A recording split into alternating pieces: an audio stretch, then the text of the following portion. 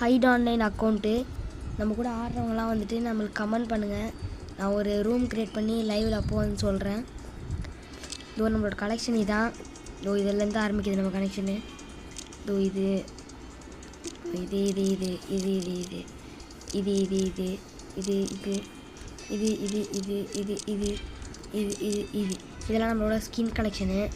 இதோ இது வந்துட்டு நம்ம கன் கலெக்ஷனு. இது இது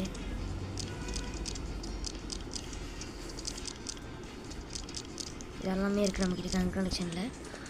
இது நம்ம வந்துட்டு போஸ் கலெக்ஷனு. வந்துட்டு போஸ் அவ்வளோ இருக்காது, சிலதாக இருக்கும். இது வந்துட்டு நம்ம டான் கலெக்ஷனு.